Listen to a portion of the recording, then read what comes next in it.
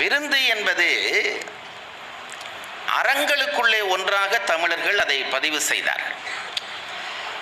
மேலை தேசத்தவர்களுக்கு விருந்து அறம் அல்ல, அது பொழுதுபோக்கு அல்லது கொண்டாட்டம், இந்த லிஸ்டில் தான் வரும், என்டர்டெயின்மெண்ட், அவ்வளோதான். தமிழர் என்ன நினைத்தார்கள்? விருந்தை அறம் என்று வகுத்தார்கள்.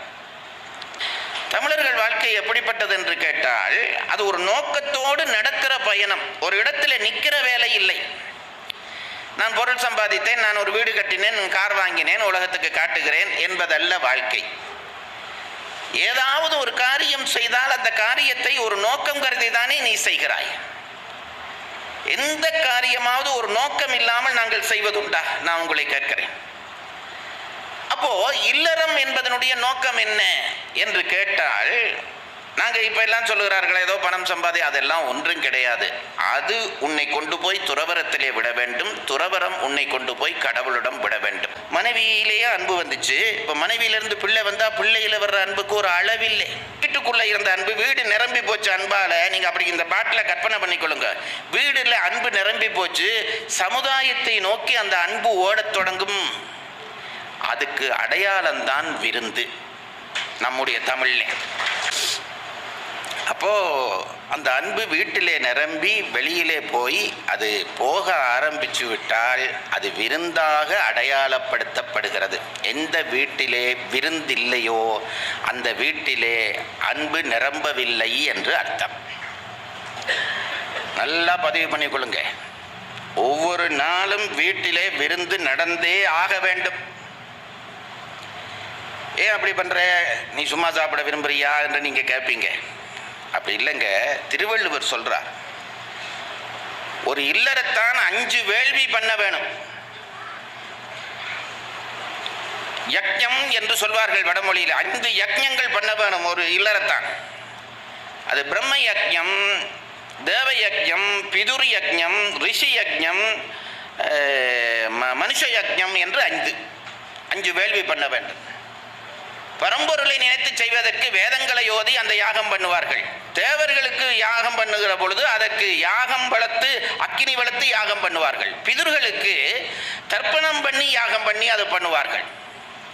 முனிவர்களுக்கு நூல்களை படித்து யாகம் பண்ணுவார்கள். இப்படி பண்ணுகிற பொழுது மனுஷனுக்கு மனுஷன் யாகம் பண்ண வேணும். மனுஷ யாகம் என்று ஒன்று உண்டு. அது எது என்று கேட்டால், விருந்துக்கு அந்த பெயர் யாகம் என்று பெயர் வைத்தார்கள். வீட்டில் விருந்து போடுகிறாயா, நீ வீட்டிலே யாகம் வளர்க்கிறாய். இதெல்லாம் தெரிந்து கொள்ளுங்க. இது சொல்ல ஒருத்தரும் சொல்லாதால நாம செய்யாம விட்டுட்டோம். வீட்டில் விருந்து போடுகிறாயா என்றால் அந்த வீட்டிலே நீ யாகம் வளர்க்கிறாய். இந்த 5 யாகமும் செய்யாதவனுக்கு மனுஷப்பிறவியினுடைய பயன் முற்றாக வராது. இந்த 5 சொல்றதா இருந்தால் அதுக்கு இன்னொரு நாள் வேணும். பொதுப்பட சொல்லிட்டு போகிறேன். இந்த 5 யாகமும் ஒரு வீட்டிலே செய்ய வேணும். பரம்பொருளுக்கு செய்ய வேண்டும், தேவர்களுக்கு செய்ய வேண்டும், ரிஷிகளுக்கு செய்ய வேண்டும், பிதுர்களுக்கு செய்ய வேண்டும், அதுக்கு பிறகு மனுஷர்களுக்கு. இந்த மனுஷ யக்ஞத்துக்கு விருந்து என்று பெயர். விருந்து 2 வகைப்படும் என்கிறார் பரிமேலழகர். எப்படி என்று கேட்டால், அவர் சொல்ற தமிழ்லையே சொல்றேன், நீங்க ஒன்றும் பயந்துராதீங்க. பண்டு அறிவுண்மையின் வந்தவர்களும் அறிவின்மையும் வந்தவரும் என விருந்து 2 வகைப்படும் என்றார். சும்மா காதலையாவது அந்த தமிழ் விளட்டுமே. என்ன அர்த்தம்? வேற ஒன்றும் இல்லை. ஒரு ஊருக்கு வர்றேன், இந்த ஊருக்கு நான் வர்றேன், எனக்கு ஒருத்தரையும் தெரியாது. நானா வந்து ஒரு வீட்டில் நீங்கள் இது குடும்பஸ்தர்கள் இருக்கிற வீடு தானா என்று கேட்கிறேன். ஆமாம் என்று சொன்னால், நான் பசியோடு இருக்கேம்மா சாப்பாடு போடு என்று உரிமையாக நான் கேட்க முடியும். அவனுக்கு விருந்து போட வேண்டும். அப்படி அதுதான் நம்ம மரபு. இன்றைக்கு விருந்துங்கிறத நாம் ஆடம்பரமாக்கிட்டோம். வெள்ளைக்காரனை பார்த்து எல்லாம் ஆடம்பரம் பண்ணிட்டோம். விருந்துன்றா பெரிய ஒரு 10 சாப்பாடு 15 சாப்பாடு எல்லாம் பண்ணி அதெல்லாம் கொடுக்குறவனு உண்டு. நாமளே ஒரு முடிவு பண்ணி அப்படி கொடுத்து அதால் கஷ்டப்பட்டு விருந்தினன் வரப்படாதுன்னு நினைக்க தொடங்கிட்டோம். உன்னை யார் அப்படி சாப்பாடு போட சொன்னது? நீ சமைச்சு நீ சாப்பிடுகிற சாப்பாட்டில் ஒரு பிடி கொடு, அவ்வளோதான் விருந்து. இந்த உலகத்தில் ரொம்ப சுலபமாக செய்யக்கூடிய அறம் விருந்து தான். எங்கள் ஊரில் சொல்லுவாங்க, வேற ஒன்றும் இல்லைங்க. இப்போ நீங்கள் உங்களுக்கு சாதத்துக்கு அரிசி போடுறீங்க, ஒரு 2 அளாக்கு போடுறீங்க. எனக்கு அந்த அளவு தெரியலை, சும்மா பெயருக்கு சொல்கிறேன். உங்கள் வீட்டுக்கு அவ்வளவு தேவை. அப்படி போடுற பொழுது ஒரு பிடி அரிசி இன்னும் கொஞ்சம் சேர்த்து அதில் போட்டுட்டிங்கன்னா ஒருத்தருக்கு சோறு போடலாம். வேற அறங்கள் செய்யறதுனா ரொம்ப கஷ்டப்படணும். ஒன்றும் இல்லை, உங்களுக்கு போடுகிற அரிசியோட ஒரு பிடி அரிசி உள்ள உலையில போட்டுருங்க. ஒரு பிடி அரிசி ஒரு கோப்பை ஒரு ஒரு ஒரு பிளேட் சாப்பாடா வந்துடும். ஒரு பிளேட் சாப்பாடா வந்துடும். நீங்க சாப்பிட்ற கறியில கொஞ்சம் கொஞ்சம் மிச்சம் பிடிங்க. கொஞ்சம் சாம்பார், கொஞ்சம் ரசம் விடுங்க. ஒருத்தனுக்கு வயிறார சாப்பாடு போடலாம். அது வேள்வி, அது வேள்வி. இதை நம்முடைய மரபிலே கொண்டு வந்து வைக்க வேண்டும் என்றுதான் திருவள்ளுவர் என்ன செய்கிறார், அதற்கு ஒரு அதிகாரம் படைக்கிறார். விருந்து என்ற ஒரு அதிகாரம் எங்கே வைக்கிறார்? இல்லறத்திலே வைக்கிறார். அப்படின்னா என்ன அர்த்தம்? விருந்து நமக்கு அறம், பொழுதுபோக்கு இல்லை. விருந்து வாங்கடா மச்சான், இப்ப இந்த இளைஞர்கள் இன்னைக்கு ஒரு விருந்து வைக்கிறேன் என்று சொல்லி பண்ணுகிறார்களே, அதுவல்ல விருந்து. விருந்து என்பது அன்பினுடைய வெளிப்பாட்டை சமுதாயத்துக்குள்ளே கொண்டு போகிற பாதை. அன்பனுடைய வெளிப்பாட்டை சமுதாயத்துக்குள்ளே கொண்டு போகணும். விருந்துங்கிறது அதுதாங்க. முடிஞ்ச அளவு ஏதோ ஒரு உணவு, ஒரு வீட்டு ஊருக்கு ஒருத்தன் புதுசா வந்தா ஒரு வீட்டை தட்டி எனக்கு பசிக்குதுமா சாப்பாடு போடுன்னு கேட்டா அந்த அவனுக்கு சாப்பாடு போட வேண்டும். இல்லாவிட்டால் அந்த ஊருக்கு அது பழி. இந்த ஊருக்கு ஒருத்தன் வந்து பசியோட திரும்பி போறான்னு வைங்க, ஒருத்தருக்கு பழி இல்லை, இந்த ஊருக்கு பழி. உரிமையா வந்து கேட்கவன. எங்க ஊர்ல யாழ்ப்பாணத்துல நல்லூர் என்று ஒரு கோயில் இருக்கு, கேள்விப்பட்டிருப்பீங்க. நல்லூர் முருகன் என்று ரொம்ப ஃபேமஸ். இலங்கைக்கு வந்து அந்த கோயிலை கும்பிட தவறிறாங்க. அப்படிப்பட்ட ஒரு கோயில். அவருக்கு அலங்கார கந்தன் என்று பெயர். திருவிழாவுக்கு அவர் வழிகிட்டு வர்ற மாதிரி, அலங்காரம் பண்ணி வர்ற மாதிரி இந்த உலகத்துல நான் எங்கேயும் பார்த்ததில்லை. அப்படி ஒரு அழகான முருகன். கதிராமத்தை நீங்க கேள்விப்பட்டிருக்கிறீங்க, எல்லாரும் கேள்விப்பட்டிருக்கீங்க. கதிராமத்தை விட தமிழர்கள் அங்க அதிகமாக கும்புறது நல்லூர் முருகனை தான். அப்படிப்பட்ட கோயில். திருவிழாவுக்கு மட்டும் லட்சக்கணக்கில் வந்து கூடுவார்கள். இப்ப கொஞ்சம் மாறிடுச்சு. நாங்க சின்ன பிள்ளைகளா இருந்த காலத்துல அங்கதான் நான் வாழ்ந்தேன். அங்க என்ன என்றால் ஒரு அன்னதான மடம் கிடையாது. அந்த ஊர்ல அன்னதான மடம் கிடையாது. இலங்கை பூராகவும் இருந்து, ஏன் உலகம் பூராகவும் இருந்து அந்த திருவிழா பார்க்க வருவாங்க. அன்னதான மடம் கிடையாது. என்ன ஆச்சரியம் என்று கேட்டா, அத்தனை பேரும் சாப்பிட்டு தான் போவாங்க. அந்த திருவிழாவுக்கு வர்றவங்க சாப்பிட்டு தான் போவாங்க. எப்படி என்று கேட்டா, அந்த ஊர்ல இருக்கிற அத்தனை பேர் வீட்டிலையும் அன்றைக்கு எப்படியும் ஒரு 25 பேருக்கு அதிகமா சமைப்பாங்க. யார் வர்றாங்கன்னு கேட்டா, யார் வர்றாங்கன்னு இல்லை, யாரோ வருவாங்க, அதுக்கு சமைப்பாங்க. திருவிழாவுக்கு வர்றவன் எந்த கூச்சமும் இல்லாம போய் கதவு தட்டி, அம்மா நான் கோயிலுக்கு வந்தேன்னு சொன்னா வாங்கையான்னு கூப்பிட்டு சாப்பாடு போடுறது அந்த ஊர்ல ஒரு வழக்கமா இருந்தது. அங்கேயும் இப்ப கொஞ்சம் அன்னதான மடம் எல்லாம் வந்து அதை ஒரு தனி வேலையாகிட்டாங்க. குடும்பங்கள் இருந்தால் அந்த ஊர் சாப்பாடு போட வேண்டும். இந்த உலகத்திலேயே பெரிய தர்மம் உணவு போடுற தர்மம் தான். பாருங்க, நீங்க இப்ப பணத்தை கொடுத்து பாருங்க, யாருக்காவது 5 ரூபா கொடுக்குறேன் சந்தோஷம், 10 ரூபா கொடுக்குறேன் இன்னும் சந்தோஷம், 20 ரூபா கொடுக்குறேன் இன்னும் சந்தோஷம். நீங்கள் எவ்வளவு கொடுத்தாலும் அவன் வாங்கிட்டே இருப்பான். கல்வியை கொடுத்து பாருங்க அப்படித்தான், நிலத்தை கொடுத்து பாருங்க அப்படித்தான். ஆனால் சாப்பாட்டை கொடுத்து பாருங்க, நீங்கள் என்னதான் அமிர்தமாக போட்டாலும் ஒரு எல்லையிலே அவனா போதும்னுவான். போதும் என்று சொல்ல வைக்கிற ஒரே தர்மம் இந்த சாப்பாட்டு தர்மம் தான். சின்ன தர்மம். அதனால தான் கடவுள் நமக்கு வயிற்றையும் ரொம்ப பெருசா வைக்க இல்லை. என்ன போன்றவர்களுக்கு இந்த அளவு தான் வச்சிருக்கிறார். ஏன் நீ சாப்பாடு போட்டா கட்டாயமா அவன் போதும் என்று சொல்லுவான். ஒருவன் போதும் என்று மனம் நிறைஞ்சு சொல்லுகிற வாழ்த்தை விடவா ஒரு மனுஷனுக்கு நம்ம தர்மம் கிடைச்சு விடும். ஆகவேதான் திருவள்ளுவர் சொல்லுகிறார், நீ விருந்து போடுகிறாயா, 2 விதமான விருந்துண்டு. தெரியாம ஒருத்தன் ஊருக்கு வந்தா அவனுக்கு சாப்பாடு போடு. ஒரு சங்கராச்சாரியார் இளைஞனா இருந்த காலத்தில் பிச்சை ஏற்றி சாப்பிடுகிறதுன்றது முறை. கல்வி கற்கிற காலத்தில் ஒரு இளைஞன் பிச்சை ஏற்கலாம். பிச்சை என்கிறது இப்போ நாங்கள் பிச்சைக்காரனுக்கு போடுறத பிச்சை என்றுட்டோம். அந்த காலத்தில் பிச்சை என்றது நல்ல சொல். துறவிகளுக்கும் பிரம்மச்சாரிகளுக்கும் கொடுப்பதற்கு பிச்சை என்று பெயர். இவர் அப்பெல்லாம் படிக்கிற மாணவர்கள் எந்த கவலையும் பட தேவையில்லை. ஒரு வீட்டுக்கு போக வேண்டியது, அம்மா நான் படிக்கிறவன் வந்திருக்கேன் எனக்கு சாப்பாடு போடுண்டா, போட்டாக வேணும். போடாட்டி அது வீடே இல்லை, சபிக்கப்பட்ட வீடு.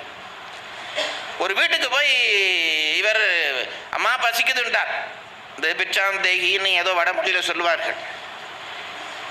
இந்த அம்மா கொஞ்சம் வறுமைப்பட்ட அம்மா, அன்றைக்கு அதுவே சமையல் பண்ணல. ஈவன் பசிக்குதுன்னு கேட்டோன்னே அந்த அம்மாவுக்கு நெஞ்சு வாடி போச்சு. ஐயோ இந்த பையன் வந்து பசிக்குதுன்னு கேட்கறானே, சாப்பாடு இல்லையே, நான் என்ன பண்ணிட்டு போய் தேடிச்சு, உள்ள சட்டி எல்லாம் தேடிச்சு. இது பெண்கள்கிட்ட கட்டித்தனம். எங்கேயாவது ஏதாவது ஒன்று வச்சிருப்பார். இதை தேடி பார்த்தது, எங்கேயோ ஒரு நெல்லிக்காய், காய்ந்த நெல்லிக்காய் ஒன்று இருந்தது. அந்த அம்மா கொடுக்கறதுக்கு ஏதோ ஏதோ இருந்தது. அந்த அம்மாவுக்கு அப்படி ஒரு திருப்தி. இல்லைன்னு சொல்ல வைக்கலையே கடவுள்னா அந்த நெல்லிக்காயை கொண்டு வந்து போட்டுது. சங்கரர் ரொம்ப சிலிர்த்து போனார். இவ்வளவு வறுமையிலையும் இவ்வளவு லட்சுமி அறத்தோட இவ்வளவு முகச்செழிப்போட இந்த நெல்லிக்காயை போட்ட உடனே இவளுக்கு போயா நீ கஷ்டத்தை கொடுத்தேன்னு மகாலட்சுமிக்கு கனகதாரா சோஸ்திரம் பாடினார். அப்படியே தங்க நெல்லிக்காயா கொட்டிச்சு என்று கதை. நாங்கெல்லாம் இப்போ என்ன பண்ணிட்டோம் என்றால், பேசுகிறவரெல்லாம் அப்படித்தான் பேசுகிறார்கள், கேட்குறவர்களும் இதெல்லாம் சும்மா ஒரு பொழுதுபோக இப்படியெல்லாம் இதெல்லாம் நடந்திருக்கவா சார் போகுது? சத்தியம் இல்லாவிட்டால் இந்த கதை இவ்வளவு நாளைக்கு நிற்காது. நாங்க கெட்டதெல்லாம் பரீட்சிக்கிறதுக்கு ரெடியா இருக்கிறோம். நல்லதுகளை பரீட்சித்து நல்லதை பொய் லிஸ்ட்ல சேர்த்துட்டோம். நல்லதுகள் எல்லாம் பொய் லிஸ்ட்ல சேர்த்துட்டோம். திருவள்ளுவர் சொல்லுகிறார், முகனமர்ந்து செய்யால் உரையும். திருவள்ளுவர் சொல்லுகிறார் பாருங்க, டேய் மகாலட்சுமி வீட்டுக்கு வர வேணுமா? மகாலட்சுமி இது எல்லாருக்கும் அதுதானே ஆசை. மகாலட்சுமி வீட்டுக்கு வர வேணான்னு எவராவது சொல்லுவானா? ஒன்னும் பண்ண வேணாண்டா, அகன் அமர்ந்து நல்விருந்து ஓம்புவான் இல். வீட்டுக்கு விருந்தினன் வந்துட்டானா உடனே சந்தோஷப்பட்டு வாங்க சார் வாங்க சாப்பிட்டீங்களா அப்படி கூட கேட்கப்படாது, சாப்பிடுங்கன்னு சொல்ல வேணும். பழைய காலத்து கிராமத்து வாழ்க்கை எப்படி தெரியுங்களா இருந்தது? நான் ஒரு கிராமத்தில் வாழ்ந்தவங்க அந்த அனுபவத்தில் சொல்றேன். வயதானவர்கள் வீட்டுக்கு யாராவது வந்தா சாப்பிடுங்கன்னு தான் சொல்லுவாங்க. வா வா சாப்பிடு, கையெலம்பிட்டு வா சாப்பிடலாம், இப்படிதான் சொல்லுவாங்க. என்னவோ ஏதோ போடுவாங்க, சாப்பாடு ஏதோ வீட்டில் இருக்கும், எந்த நேரம் இருக்கு. இந்த இப்போ மாதிரி 3 பேருக்கு ஒரு அரை சுண்டு அரிசி போடுறது அப்படி ஏதாவது வச்சு அளவா சமைச்சு சட்டி வலிக்கிற சத்தமே அந்த ஊருக்கு கேட்கும். சட்டி வளைச்சு உடனே கழுவி கவுட்டு வச்சு படுக்கிற பழக்கம் எல்லாம் நம்ம தமிழர்கள் பழக்கம் இல்லை. அப்படி கவுக்கிறவன் தமிழன் என்று சொல்லப்படாது. சட்டியில சோறு பானையில சோறு எப்பவும் இருக்கும். என்னுடைய தந்தையாருடைய தாயார் இருந்தார்கள், ரொம்ப லட்சுமணமான ஒரு பெண்மணி. என்னங்க பெரிய இலக்கியம், வாழ்க்கை தான் இலக்கியம். அவங்க என்ன பண்ணுவாங்க, எனக்கு சின்ன வயசுல பார்ப்பேன், எப்பவும் அவங்கள பார்த்தாலே ஒரு லட்சுமி நினைப்பாங்க. ஒவ்வொரு நாளும் சாதம் சமைச்சு முடிஞ்ச உடனே ஒரு அகப்பையில சாதம் அள்ளி ஒரு பாத்திரத்தில் போட்டு தண்ணி விட்டு வச்சிருவாங்க, தண்ணி நிரப்பி வச்சிருவாங்க. அடுத்த நாள் காலையில வரைக்கும் அந்த சாதம் அப்படியே இருக்கும். அது அடுத்த நாள் காலையில் எடுத்து என்ன செய்வாங்க, காகத்துக்கு போடுவாங்க. எங்களுக்கு நிரந்தர விருந்தினர்களாக காகம் கொஞ்சம் இருந்தது பாருங்க. அந்த அம்மா 9 மணிக்கு சாதம் போடுவோம்னா அந்த காகத்துக்கு தெரியும், டைமுக்கு வந்து பார்த்து கொண்டிருக்கோம் எங்கே இன்னும் காணையிலைங்கிற மாதிரி. நான் ஒரு நாள் கேட்டேன், ஏன் இதை முதல் நாளே காகத்துக்கு போடப்படாதா, ஏன் தண்ணியில் ஊற்றி வைக்கிறீங்கன்னு நான் கேட்டேன்.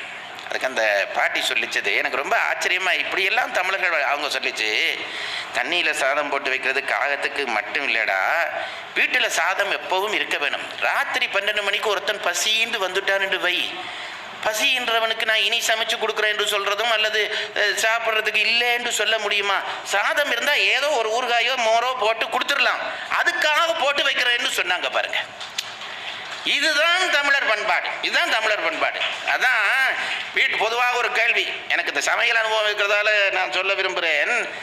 வீட்டில் முதல் சாதம் பண்றதா சாம்பார் கறி எல்லாம் பண்றதா? இது ஒரு கேள்வி. இதெல்லாம் ஒரு கேள்வியா சார்? முதல் எழும்பினோடனே சாதம் பண்றதா சாம்பார் கறி எல்லாம் பண்றதான்னு கேட்டா, நம்ம பண்பாட்டில் சாதம் முதல் வடிச்சு வச்சிட வேணும். ஏனென்றால் பசி என்று வந்தால் ஒருத்தனுக்கு சாப்பாடு நாம தின்றதுக்கு தானா நீ பிறந்த. 4 பேர் பசி என்று வந்துவிட்டா சாதம் இருந்தா ஏதோ சாப்பாடு போடலாம், அதுக்காக சாதம் பண்ணவனும். காரைக்கால் அம்மையாரிடம் அந்த சிவனடியார் வந்தார். அந்த அம்மா சாதம் பண்ணி வச்சிருந்தது. பசிக்கிறவனுக்கு டைம் சொல்லப்படாது, ஒரு 1/2 hour ஆகும். அப்படி சொல்றதுக்கு நீ ஏன் குடும்பம் நடத்தணும்? அது ஹோட்டல்ல சொல்லலாம், வீட்டில் சொல்லப்படாது. காரைக்கால் அம்மையார் வந்தாங்க, அந்த சிவனடியார் வந்தா பசிக்குது, அவரை பார்த்தாலே தெரியுது, அவர் கையெல்லாம் நடுங்குது, பசியோட வந்திருக்கிறாருன்னு தெரியுது. இந்த அம்மா என்ன பண்ணுச்சு, சாதம் ரெடியா இருந்தது. அப்ப சேக்கலார் என்ன சொல்றார், முதல் சாதத்தை சமைச்சு வச்சுக்கொள். இதெல்லாமா சேக்கலார் தனியும் ஒரு பாட்டு பாட முடியும், சாதம் தான் முதல் சமைக்க வேண்டும். நான் ஒரு பைத்தியக்காரன் சொல்லி கொண்டிருக்கிறேன். சாதம் பண்ணி வச்சு அந்த அம்மா என்ன பண்ணிச்சு, சாதம் போட்டு அந்த மாம்பழத்தில் ஒரு துண், அந்த கதையெல்லாம் உங்களுக்கு தெரியும், போட்டு கொடுத்தது. அவர் சாப்பிட்டு போனார். என்னாச்சு தெரியுமோ, அம்மாவை கொண்டு போய் சிவபெருமான்கிட்ட கொண்டு போய் விட்டுட்டுது. ஒரு மாம்பழமும் சாதமும் சார். அந்த அம்மா கோயில் கட்டல, கும்பாபிஷேகம் பண்ணல, ஒன்றும் பண்ணல. இந்த சாதத்தில் ஒரு மாம்பழத்தில் ஒரு துண்டு போட்டு கொடுத்தது. அது படிப்படியாக எங்கே போச்சு தெரியுமா, தலையால் நடந்து போகுது. அந்த அம்மா மலையிலே தலையால் நடந்து போகுது. அங்க இருந்து பார்த்தார். சிவபெருமானும் உமாதேவியாரும் இருந்தார்கள். இந்த சிவபெருமானுக்கு ரொம்ப கவலை. இந்த உமாதேவியாரை அடக்கி வைக்க எனக்கு அம்மா இல்லாதால ஒரு மாமியார் இல்லையேன்னு நினைச்சிருப்பார் போல இருக்கு. அப்ப என்ன பண்ணினார், உமாதேவியாருக்கும் ஒரு கவலை இருந்திருக்கும், எனக்கு ஒரு மாமியார் இல்லையேன்னு கவலை இருந்திருக்கும் போல இருக்கு. இவர் கேட்டார், இந்த அம்மா சிவபெருமானை பார்த்து, இந்த வரும் அம்மை யார் என்று கேட்டார். இந்த ஒரு அம்மா தலையா நடந்து வருதே யாருன்னு கேட்டோடனே சிவபெருமான் சொன்னார், நம்மை பேணும் அம்மைகான் என்றார். என்ன பெத்த தாய் வர்றாள்டான்னு சிவபெருமான் சொல்றார். உலகத்தை பெத்தவன் சொல்றான். என்ன பண்ணிச்சு தெரியுமா? கோயில் கும்பாபிஷேகம் எல்லாம் பண்ணல, கொஞ்சம் சோத்துல மாம்பழம் போட்டு பிசைஞ்சு கொடுத்தது. இப்ப தெரியுதுங்களா விருந்தினுடைய மகிமை? இப்ப தெரியுதுங்களா விருந்தினுடைய மகிமை? விருந்துங்கிறது ஒரு பெரிய விஷயம். ஒன்றும் பண்ண வேணாம். வீட்டுக்கு விருந்தினர்கள் வந்தால், அது நிறைய சொல்ல முடியாது, அடிப்படைகளை சொல்லுகிறேன். வீட்டுக்கு விருந்தினர் வந்தால் கடவுள் வர்றாருன்னு நினைச்சு கொள்ளுங்க. கடவுள் ஏனென்றால் ஆறு கண்டது நம்ம வீட்டுக்கு வர வேணும் என்று கடவுளே வந்தாலும் வந்திருப்பார். நீ சாதம் போட்டு அன்பு காட்டினாயானால் கடவுள் மகிழ்ந்து போவார். வள்ளலார் சொல்லுகிறார், பசியோடு வருகிறவனுக்கு உணவு போடு. அவன் பணக்காரனா ஏழையா இதெல்லாம் உனக்கு ஆராய்ச்சியே இல்லை, சாப்பாடு போடு. பசி தீருகிற பொழுது அவன் நெற்றி பொட்டில இருந்து ஒரு ஞான ஒளி பிறக்கும், அது உன்னை வாழ வைக்கும் என்று எழுதுகிறார் வள்ளலார். வாழ வைக்கும் என்று எழுதுகிறார். அப்போ உணவு போடுவதை விருந்து என்ற பெயரிலே திருவள்ளுவர் அழகா அமைக்கிறார். இருந்தோம்பி இல்வாழ்வதெல்லாம். ஒரு கல்யாணம் பண்ணி பிள்ளை பெற்று ஒரு வீட்டில் எவ்வளவு கஷ்டப்பட்டு வாழுகிறாய். பொருள் தேடி அது வாங்கி, சோஃபா வாங்கி, ஃப்ரிட்ஜ் வாங்கி, அதுக்கு தான் அது சொல்லு போறார், ஓம்பி. இருந்து ஓம்பி இல்வாழ்வதெல்லாம். நீ இவ்வளவு கஷ்டப்பட்டு எல்லாத்தையும் பாதுகாத்து வாழ்றியே, ஏண்டா வாழ்றேன்னு கேட்டோன்னே அந்த மனுஷன் சொல்லிச்சு, அது எதுக்கு வாழ்றா என்றால் விருந்தோம்பி வேளாண்மை செய்யும் பொருட்டு. நீ வாழுகிற வாழ்க்கை எதற்கென்றால் விருந்து போடுறா, விருந்து போடு. ஒன்றும் இல்லை, அது இன்னும் பல படிகளுக்கு உன்னை உயர்த்தி கொண்டு போகிறது. இந்த விருந்து போடுவதற்கு நமக்கு சமையல் முறையே இருக்கு பாருங்க. இன்றைக்கு அதெல்லாம் போச்சு. இன்றைக்கு விருந்து போட தெரியாது, சமையல் தெரியாது. நான் திரும்ப திரும்ப அந்த புலம்பல் தான். இலை போடவே தெரியுது இல்லைங்க நம்ம பிள்ளைகளுக்கு. சாப்பாட்டில் இப்போதானே ஒரு தட்டு வந்துட்டுதே. அந்த காலத்தில் பிச்சைக்காரனுக்கு தான் தட்டில் போடுறது. இப்போ வீட்டில் ஆளுக்கு ஒரு தட்டு வந்துட்டுது. ஏன்னா நாங்களே எங்களை பிச்சைக்காரன் ஒத்துக்கொண்டுட்டோம். இலை போட்டு தான் சாப்பாடு. தமிழர்கள் எவ்வளவு செழிப்பானவர்கள் தான். என்ன தெரியுமா? ஒரு நேரம் சாப்பிட்ற கோப்பையில் இன்னொரு நேரம் சாப்பிட மாட்டான். வெள்ளைக்காரனுக்கு போய் சும்மா சொல்லி பாருங்க, நாங்கள் ஒரு நேரம் சாப்பிட்ற பாத்திரத்தில் ரெண்டாம் தரம் சாப்பிட்றது இல்லைன்றா எப்படின்னு பார்க்க வருவாங்க. இந்த படுறா இலை தான் சாப்பிடுவோம். ஒருக்கா போட்ட சாப்பாட்டு இலையில வேற தட்டு சாப்பிட்றது இல்லை. எத்தனை பண்பாடு சாப்பாட்டில் வளர்த்தார்கள் தெரியுங்களா? இலை போடுறதுக்கே ஒரு முறை உண்டு. பெரியவர்கள் சொல்றார்கள், வாழை இலையில சாப்பிட்டா அதனுடைய பலன் நிறைய சொல்லுகிறார்கள். நாங்கள் இப்போ அதெல்லாம் பேன்றதை விட்டுட்டோம். இந்த வாழை இலை வெட்டினா, இந்த தலை வாழை இலை இருக்கு பாருங்க, இதெல்லாம் தெரிய வேணுங்கிறதுக்காக சொல்றேன். இப்படி வாழை இலை வெட்டினா ஒரு பக்கம் கூரா இருக்கும், ஒரு பக்கம் அகலமா இருக்கும். இந்த இலை எப்படி போட வேணும் என்றால், வலக்கை பக்கம் இந்த பெரிய பகுதி இருக்க வேணும், இடக்கை பக்கம் கூறு இருக்க வேணும். யாருக்கு? வலக்கையால சாப்பிட்றவனுக்கு. இது சட்டம் இல்லை. இடக்கையால ஒருத்தன் சாப்பிட்றான்னு வைங்க, வாழையிலையை மாற்றி போட வேண்டியதுதான். அகலமாக இருக்கிற பகுதி வலக்கையாக இருக்க வேண்டும், கூர் பகுதி இடக்கை பக்கமாக இருக்க வேண்டும். சாப்பாடு வைக்கிற பொழுது ஏன் அப்படி என்னதுக்கு அதுக்கு ஏதாவது சாத்திரம் இருக்கான்னு நாம உடனே தொடங்கிடுவோம். சாத்திரம் ஒன்றும் கிடையாதுங்க, வசதி. அகல பகுதியில் அடிக்கடி சாப்பிடுகிற கறிகளை வைக்க வேணும். கூட்டு பொரியல் எல்லாம் இங்கே இந்த பக்கத்தில் அடிக்கடி. ஏண்டா எடுத்து சாப்பிட சுகம், அவ்வளவுதான். நீ இந்த பக்கத்தில் வைக்கிறேன் வை, இங்கேருந்து வந்து அது ஒரு தொழிலாக பண்ண வேண்டி வந்துடும். இது பக்கத்திலேயே இருக்கும், ரொம்ப இயல்பான இது பக்கத்திலே இருக்கு. இது அடிக்கடி எடுத்து சாப்பிட்றது, அப்போ கஷ்டப்படாமல் சாப்பிடலாம். இப்போ ஊறுகாய் அப்பளம் இந்த பக்கம், அது இடக்கடை சாப்பிட்றது. சில பேர் ஊறுகாயே சோறு மாதிரி சாப்பிடுவான். அவனுக்கு வலப்பக்கம் வச்சிட வேணும். அப்படி இருக்கிறார்களா இல்லையா? சில பேர் அப்பளத்தோட சோறு சாப்பிடுவான், சோத்தோட அப்பளம் சாப்பிட மாட்டான். அவனுக்கு இந்த பக்கம் வச்சிட வேணும். இது சாப்பாடு போடுற முறை. சாப்பாடு போடுறதுல எத்தனையோ இது பண்றாங்க. எல்லாம் போட்டு நெய் கடைசி நெய் விட்டு சாப்பிட வேண்டும். நெய்ய ஒரு இடையில எல்லாம். இப்ப எல்லாரும் டாக்டர்ஸ் கொலஸ்ட்ரால் இப்போ பழையபடி டாக்டர்ஸ் எல்லாம் சொல்ல ஆரம்பிச்சுட்டாங்க, நெய் விட்டு சாப்பிட்டேன். எனக்கு அண்மையில் ஒரு டாக்டர் சொன்னாங்க, நான் ஒரு டாக்டர்கிட்ட போய் காட்டின பொழுது, உங்களுக்கு ரொம்ப நாளாக சீவிக்க வேணும்னு ஆசை இருக்கான்னு கேட்டார். இது வம்பு கேள்வியா இல்லைங்களா? வாழ ஆசை எவனுக்கு? நான் இருக்குன்னு சொன்னேன். அப்படின்னா நான் சொல்கிறத செய்கிறீங்களான்னு கேட்டார். பெரிய ஆங்கில டாக்டர். என்ன செய்ய வேணும்னு கேட்டேன். ஒவ்வொரு நாளும் வீட்டில் சாதத்தில் நெய் உருக்கி விட்டு சாப்பிடுங்க, நெய்யை உருக்கி விட்டு சாப்பிடுங்க.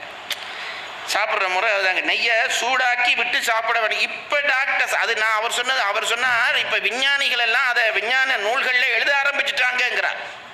நம்ம மரபு எல்லாம் போட்டு கடைசியில் சாப்பாடு கொடுக்குற மரபு. அது மட்டும் இல்லை, விருந்து கொடுக்கறதுக்கு சில பண்பாடு இருக்கிறது பாருங்க. 3 இயல்பு இருக்க வேணும் விருந்து போடுறதுக்கு.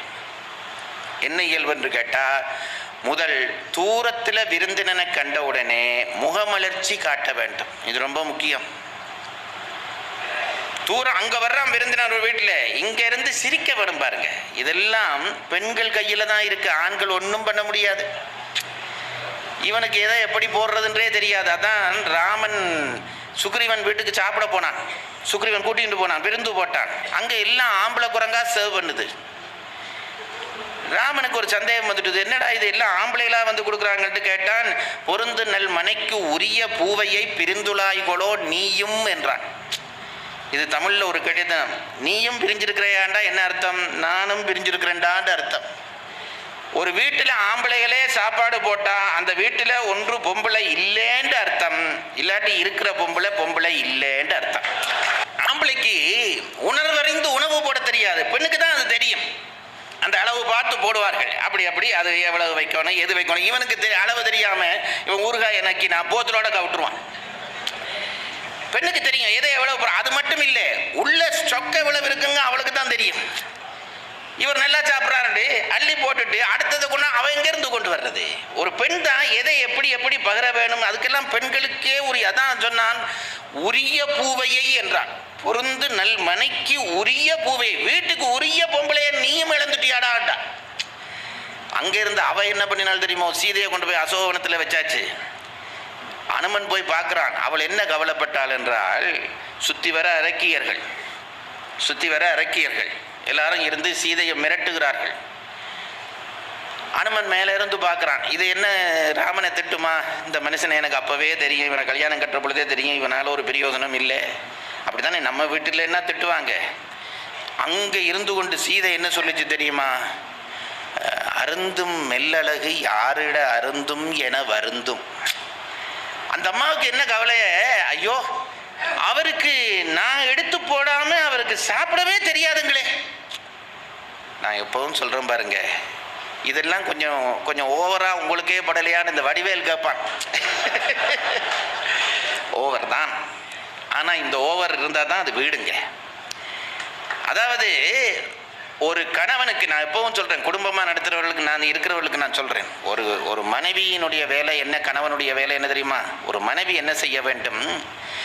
இவளை நான் தான் பாதுகாக்க வேண்டும் என்று கணவன் எப்போதும் நினைக்கும்படியாக மனைவி நடந்து கொள்ள வேண்டும்.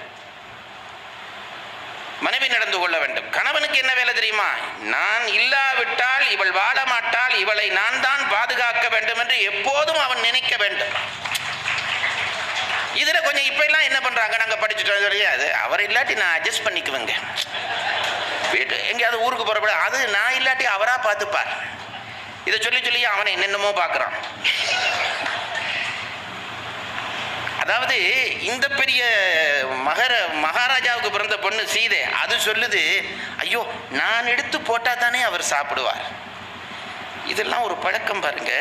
வீட்டில் எனக்கு தெரிஞ்ச ஒருத்தர் இருக்கிறார், இங்கே தமிழ்நாட்டிலே இருக்கிறார், ஒரு பெரிய அமைப்பு வச்சிருக்கிறார். அவரில் எனக்கு ஒரு நாள், அவர் ரொம்ப சாதாரண ஒருத்தர், ஒரு 60 ஆண்டுகளாக ஒரு அமைப்பு நடத்துகிறார். வெட்டுவானம்ங்கிற ஊரில் ஒருத்தர் வச்சிருக்கிறார். நான் போய் பார்த்தா திருவிக்காவரையும் வந்து பேசின சங்கம், அந்த சங்கம். அவரோ ரொம்ப சாதாரண ஒரு பெரிய படிப்பாளின்னு நான் சொல்ல மாட்டேன், ரொம்ப சாதாரணமானவர். நான் அவர்கிட்ட கேட்டேன், உங்களுக்கு எப்படி இதில் ஆர்வம் வந்தது? இது அவரோ அதுவே அவருக்கு வாழ்க்கை, எப்படி ஆர்வம் வந்ததுன்னு கேட்டேன். இந்த சமயம் தமிழில் உங்களுக்கு எப்படி இப்படி பிரியம் வந்தது? அவர் சொன்னார், எங்கள் அம்மாவால் வந்தது சார்ன்னார். அவங்க இதெல்லாம் சொல்லி கொடுத்தாங்களான்னா, இல்லை சார், நான் இளமையாக இருக்கிற பொழுது நான் நாத்திகவாதி, எனக்கு கடவுளில் நம்பிக்கை இல்லை, நான் சாமி கும்பிட மாட்டேன். எங்கள் அம்மா எனக்கு சொல்லி சொல்லி பார்த்தது, டேய் சாமி கும்பிட்றா சாமி கும்பிட்றான்னு சொல்லி சொல்லி பார்த்தது, நான் கும்பிட இல்லை, விபூதி பூச மாட்டேன்ட்டேன். ஒரு நாள் அம்மா சொல்லிச்சு, எப்போ நீ நெத்தியில் விபூதி பூசி வந்து உட்கார்றியோ அன்னைக்கு தான் நான் உனக்கு பக்கத்தில் இருந்து உனக்கு சாப்பாடு போடுவேன், இல்லாவிட்டா நான் சமைச்சு வச்சுட்டு போயிடுவேன், நீ போட்டு சாப்பிட்டுக்கோ. நான் இதை கேட்டு வியந்திருக்கிறேன் பாருங்க. என்னாச்சு தெரியுமா? அவர் சொல்றார், தானும் வீம்புக்காக, இளைஞர் தானே, வீம்புக்காக நானே போட்டு சாப்பிட்றேன்னு 2 நாள் போட்டு சாப்பிட்டு பார்த்தாராம், முடியலையா. ஏன் தெரியுமா? அந்த அம்மா ஒவ்வொரு நாளும் வந்து பக்கத்தில் இருந்து அவருக்கு சாப்பாடு பார்த்து பார்த்து போட்டிருக்குது. அந்த அம்மா இல்லைன்றோனே சாப்பாடு இருக்கு, போடுற ஆள் இல்லாமல் சாப்பிட முடியல. இப்போ வெளிநாடுகள் எல்லாம் போய் பார்க்குறேன் பாருங்க, அப்பா அவன் பாட்டில் சாப்பிட்றாம அம்மா அவன் பாட்டில் சாப்பிட்றான், பிள்ளை அவன் பாட்டில் சாப்பிடுது. அம்மா பக்கத்தில் இருந்து பிள்ளைக்கு சாப்பாடு போட்டு பழகினதாலே அந்த பிள்ளையாலே அம்மா சாப்பாடு போட இல்லைன்றதை தாங்க முடியல. என்ன சொன்னார்? அதுக்கப்புறம் நான் விபூதி பூசியுமே உட்கார்ந்தேன், எங்கள் அம்மா சாப்பாடு போட்டான்ட்டார். அது அவரை இந்த அளவுக்கு உயர்த்திச்சு. உங்கள் கையில் எத்தனை விஷயம் தங்கி இருக்கு தெரியுங்களா? எத்தனை விஷயம் தங்கி இருக்குது. அந்த அம்மா சாப்பாடு போட்டது. நான் சொல்றது, இவ சீதை அங்கிருந்து தன்னை பத்தி கவலைப்பட இல்லை, அருந்தும் மெல்லழகு. அவன் காட்டுக்கு வந்த நாள் தொடக்கம் இந்த இலை சாப்பாடு தான் சாப்பிட்டு இருக்கிறான், மெல்லிய இலை, குருத்திலைகள் சாப்பிட்டு இருக்கான் போல இருக்கு. அருந்தும் மெல்லழகு யாரிட அருந்தும் என வருந்தும். அதை நினைச்சோடனே அவளுக்கு தாங்க முடியல. ஐயோ, யார் போட்டு என் ராமன் சாப்பிடுவான், இப்படி நினைச்சா தான் பாருங்க அது குடும்பம். அது நான் இல்லாட்டி அவர் போட்டுக்குவார், நான் இல்லாட்டி அவர் அப்படி அவன் போட்டுப்பாங்கிறது உண்மையா இருக்கலாம், ஆனா அவனை போட விடாதீங்க. நான் இந்த அம்மாமாருக்கெல்லாம் சொல்றது, அப்ப அவரா போட்டு சாப்பிடுவாருன்னு இருந்தா கூட விட்டுடாதீங்க. அவனா பழகிட்டு அப்புறம் உங்களை அனுப்பிடுவான். நான் தான் உட்காருவேன், நான் தான் போட்டு சாப்பிட. அதே மாதிரி கணவனும் மனைவிக்காக வாழ வேணும். பழைய காலத்துல என்ன ஒரு முறை இருந்தது தெரியுங்களா? கணவன் சாப்பிட்ட பிறகு அந்த இலையில சாப்பாடு மிச்சம் வச்சுட்டு எழும்புவான், அதுதான் மனைவி சாப்பிட வேணும். ரொம்ப தான் கொழுப்பு உங்களுக்கு. அவன் எச்சில் சாப்பிடுவான், நான் வந்தேன், அப்படி இல்லைங்க. அதில் எத்தனையோ ரகசியம் இருக்கு.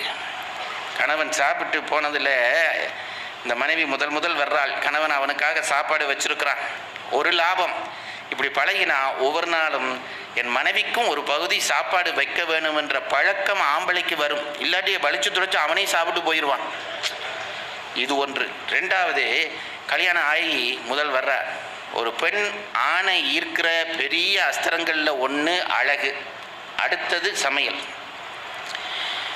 எப்பவும் சொல்ல பாருங்க, அழகு கூட கொஞ்ச நாளில் போயிடும், சமையல் கட்டித்தனம் இருக்கு, ஆம்பளைய கட்டி போட்டுடும். எங்க போனாலும் தேடி வருவான். ஐயோ, அது அவ கையால சாப்பிட்டதான் சார் எனக்கு சாப்பாடு, அப்படி வர வேணும் அவன். அப்படி மந்திரம் போட்ட மாதிரி வர வேணும் அவன். இப்போ அதுக்கு என்ன பண்ண வேணும்? அவனுக்கு எது பிடிக்கும் எது பிடிக்காதுன்னு இவளுக்கு தெரிஞ்சிருக்க வேணும். சரிங்களா? தெரிஞ்சிருக்க வேணும். அப்போ என்ன செய்யறது? முதல் கல்யாணம் போனோடனே ஒரு 40 தாட் இருக்கிற ஒரு நோட் எடுத்து வச்சுக்கொண்டு, சுவாமி உங்களுக்கு பிடிச்சதுகளெல்லாம் சொல்லுங்கள். உருளைக்கிழங்கு பிடிக்குமா? டிக். பாவக்காய் பிடிக்குமா? டிக். இது பிடிக்காதா? இப்படி வச்சா அது குடும்பமா? ஒன்றும் பண்ணுறதில்ல பாருங்க. முதல் நாள் உட்கார வச்சு 10 கறி சமைச்சு போடுவா. இவன் மிச்சம் விட்டதில் தெரியும் இவனுக்கு எது பிடிக்காது எது பிடிக்கும்ங்கிறது. நான் சொல்கிறது உங்களுக்கு புரியுதுங்களா? உருளைக்கிழங்கு பொடி மாஸ் பண்ணினா அதில் இருந்த அடையாளமே இருக்காது. ஓஹோ, இவர் இதில் ரொம்ப டேஸ்ட் பிடிச்சவர்னு அவள் கண்டுபிடிச்சிருவாள். பாவக்காய் போடுறியா? அப்படியே உட்காரும், இவருக்கு அதில் விருப்பம் இல்லைன்னு தெரிஞ்சிடும். இதெல்லாம் வாயால் பேசாமல் கண்டுபிடிக்கிற நுட்பங்கள். அது இதில் என்னங்க எச்சில் இருக்கு? நான் சொல்கிறேன், கணவன் மனைவிக்கு இடையில எச்சில் பார்த்தா குடும்பம் நடத்த முடியுங்களா? இதுக்கு மேலே நான் இதை பேசப்படாது. எவ்வளவு இப்போ நீங்கள் உங்களுக்கெல்லாம் இந்த புடவை இங்கே எவ்வளவு மெல்லிய நூல்களால் நம்ம இல்லறத்தை நெஞ்சிருக்கிறார்கள் தெரியுமா? நூல் மெலிசாக நெய்கிறது கஷ்டம். ஆனால் நெஞ்சிட்டிங்களா இருந்தால் அந்த புடவைக்கு இருக்கிற மதிப்பு இந்த உலகத்தில் வேறு எதுக்கும் கிடையாது. உங்கள் தொழில் எனக்கும் தெரியும்னு கொஞ்சம் காட்ட வேண்டாமா? தடிச்ச நூல்லே எவனும் தைச்சிடலாம். நல்ல மெலிசாக அதை நெய்கிறது கஷ்டம். ஆனால் நெஞ்சிட்டா அது. நம்ம இல்லறத்தை இவ்வளவு மெல்லிய உணர்வுகளாலே நெஞ்சு வச்சுட்டு போயிருக்கிறாங்க பாருங்க. அதுதான் விருந்து. இதெல்லாம் சாப்பாட்டில் தங்கிய விஷயங்கள். கணவனை நினைச்சு அவள் வருந்துறாள். அது மட்டும் இல்லை, அவள் என்ன சொன்னால் தெரியுமா? அருந்தும் மெல்லலகு யாரிட வருந்தும் என ஆரிட அருந்தும் என வருந்தும் அனுமன் அழுதுருப்பான் பாருங்க. இதை சொன்ன அடுத்தது சொன்னால் விருந்து வந்தபோது என் செய்யுமோ என விம்மும் என்றான். ஐயோ, அவருக்கே போட்டு சாப்பிட முடியாதே, விருந்தினர்கள் வந்தா இன்றைக்கு வீட்டில் அம்மா இல்லை போயிட்டு வாங்க அவர் சொல்லவும் மாட்டாரே, எடுத்து சமைச்சு போடவும் தெரியாதே, என் ராமன் தத்தளிப்பானே என்று நினைச்சோன்னு அவளால் தாங்க முடியவில்லை, விம்மி அழுதாள் என்றான். விருந்து வந்தபோது என் செய்யுமோ என விம்மும். இந்த பண்பாடு தமிழருடைய பண்பாடு. ஒரு பெண்ணால தான் இது முடியுங்க. அதனால தான் உரிய பூவை என்கிறான். இல்லறத்தில் நான் வழக்கமாக சொல்ற கதை தான். விருந்துங்கிறது பெரிய நுட்பமான வேலை. பெண்களுக்கு இதில் ரொம்ப முக்கியமான பகுதி இருக்கிறது. இந்த குழந்தைகளுக்கு சொல்றோம் பாருங்க. பெண்ணுக்கு என்ன லட்சணம் தெரியுமா? இந்த ஆண்களுக்கே கொஞ்சம் ஆணவம் அதிகம். அதுதானே ஆளுந்தன்மை உள்ளவன்ட்டு அந்த ஆணவம் இருக்கும். அது நல்லது, இருக்கப்படாதுங்கிறது இல்லை. அவனை முட்டாளாக்கப்படாது. இப்ப எல்லாம் பெண்கள் அப்படி பண்றார்கள். முட்டாளாக்கப்படாது. ஆண்கள் நினைக்கிறது இந்த பெண் முட்டாள், எனக்கு தான் எல்லாம் தெரியும் என்று நினைச்சா கெட்டிக்கார பொண்ணு என்ன செய்வாள் தெரியுமா? அவனை அப்படி நினைக்க வச்சு முட்டாளாக்குவாள். அவனை நினைக்க விட வேணும். இல்ல உங்களுக்கு என்னங்க தெரியும்னு சொல்லிட்டாலே நீ தோத்து போனேன்னு அர்த்தம். இப்போ ஆம்பளை ஒரு வீட்டில் ஒரு பிரச்சனை, ஆம்பளை திக்குமுக்காரான்னு வைங்க, உனக்கு விட தெரியுமா? உடனே போய் உங்களுக்கு என்னங்க தெரியும், நான் சொல்ற மாதிரி பண்ணுங்கன்னு சொல்லாதே. இதெல்லாம் இல்லறத்தினுடைய நுட்பங்கள். என்ன தெரியுமா சொல்ல வேணும்? ஐயோ அப்படிங்களா, எனக்கும் என்ன செய்யறன்னு தெரியலையே என்று சொல்ல வேண்டும். பெரிய புராணத்தில் தான் நான் இதை படித்தேன்.